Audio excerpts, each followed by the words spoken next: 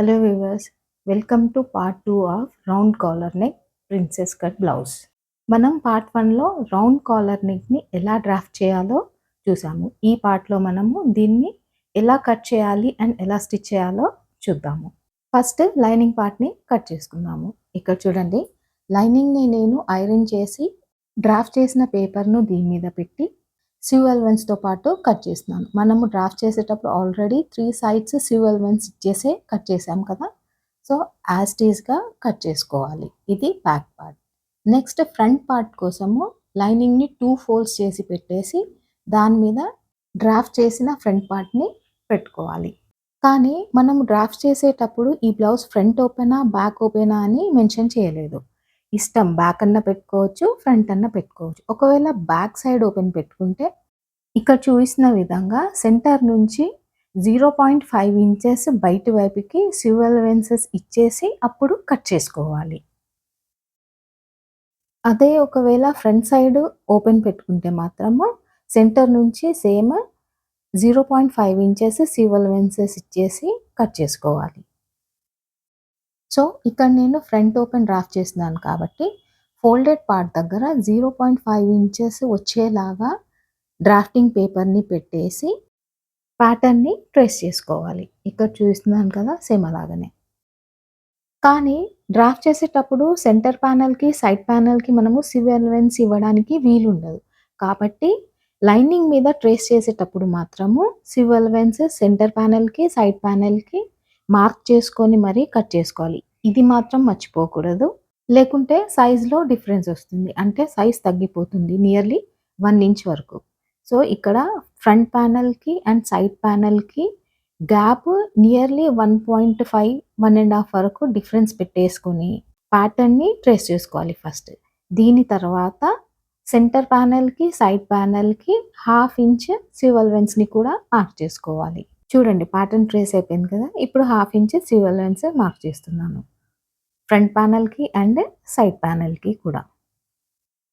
దీనితో pattern tracing ready. ఇప్పుడు cut చేసుకుందాము.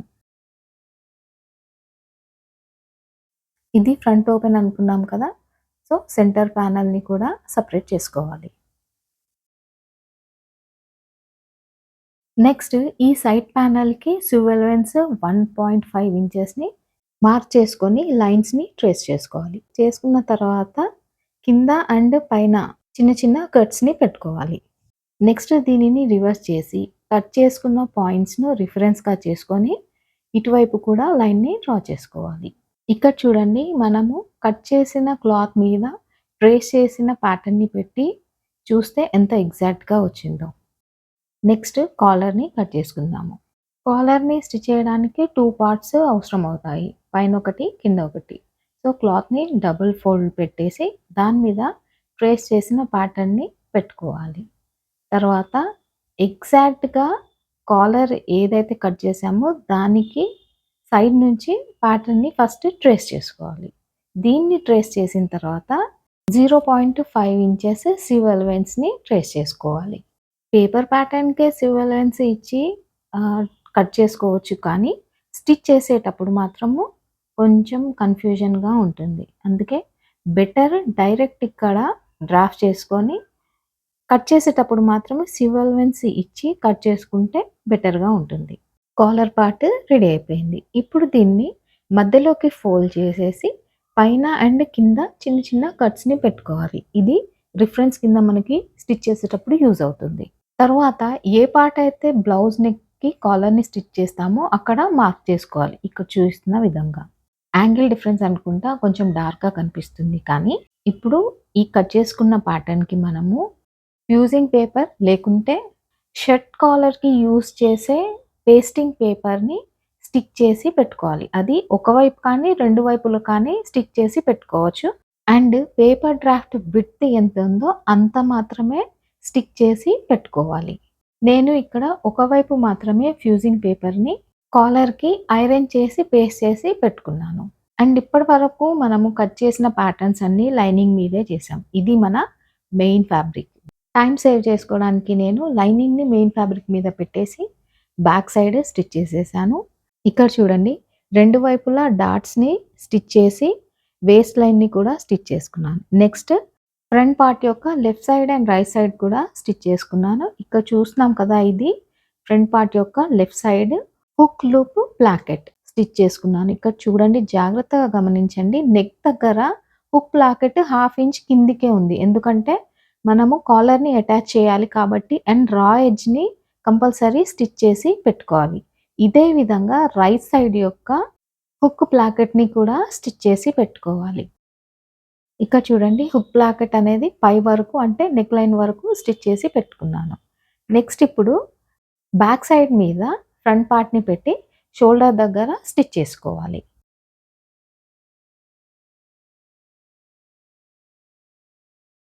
ఇలా స్టిచ్ చేసుకున్న తర్వాత ఫ్రంట్ పార్ట్ యొక్క 2 సైడ్స్‌ని కలిపి పట్టేసుకొని బ్యాక్ సైడ్ నెక్ యొక్క మిడిల్ పార్ట్ దగ్గర కట్‌ని పెట్టుకోవాలి. ఈ కట్ పెట్టుకోవడం వలన కాలర్‌ని బ్లౌజ్‌కి స్టిచ్ చేయడము ఈజీ అయిపోతుంది. నెక్స్ట్ కాలర్‌ని మెయిన్ ఫ్యాబ్రిక్ మీద పెట్టి స్టిచ్ చేసుకుందాము. దీనితో కాలర్‌కి కావాల్సిన 2 పార్ట్స్ రెడీ అయిపోతాయి. ఇప్పుడు వీటిని జాయిన్ చేస్తూ పై వైపు స్టిచ్ వేసుకుందాము.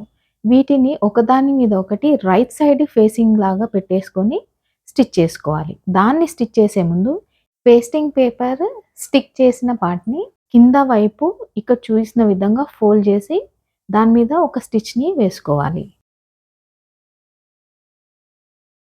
తర్వాత ఈ 2 పార్ట్స్‌ని ఒకదాని మీద ఒకటి పెట్టి పిన్ చేసుకోవాలి. ఇలా చేయడం వల్ల స్టిచ్ చేసేటప్పుడు అటు ఇటు మూవ్ అవ్వకుండా స్టిచ్ ఎగ్జాక్ట్‌గా పడుతుంది.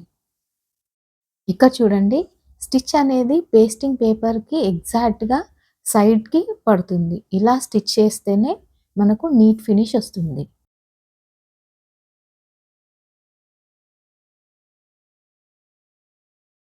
స్టిచ్ వేసుకున్న తర్వాత చిన్న చిన్న కట్స్‌ని పెట్టుకోవాలి.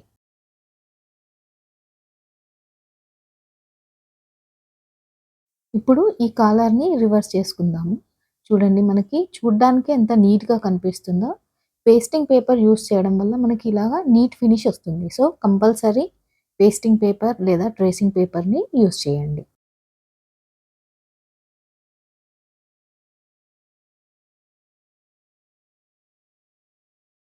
ఇప్పుడు సివ్ అలవెన్స్ మార్కింగ్ చేసుకోవాలి. ఇక్కడ చూస్తున్నారు కదా! పై పార్ట్‌కి ఎగ్జాక్ట్ కిందనే మార్క్ చేసుకోవాలి. ఎందుకంటే మనము అక్కడే స్టిచ్ వేస్తాము కాబట్టి. మార్కింగ్ అయిపోయింది గదా! ఇప్పుడు దీన్ని బ్లౌజ్‌కి అటాచ్ చేసుకుందాం. బ్లౌజ్‌కి కాలర్‌ని స్టిచ్ చేయాలంటే ఫస్ట్ బ్లౌజ్‌ని రివర్స్‌లో పెట్టుకోవాలి.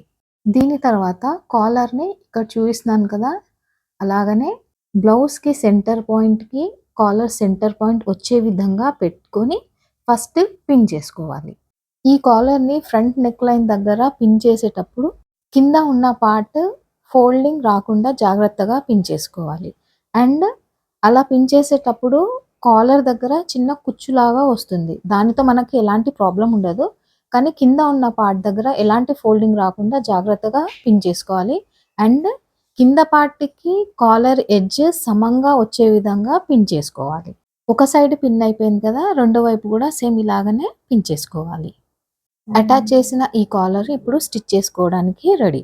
ఇక్కడ స్టిచ్ చేసేటప్పుడు స్టార్టింగ్‌లో ఫస్ట్ ఒక రఫ్ స్టిచ్ వేసుకున్న తర్వాత స్టిచ్‌ని కంటిన్యూ చేయాలి. అండ్ మార్కింగ్ చేసిన లైన్ మీదనే స్టిచ్‌ని వేసుకోవాలి.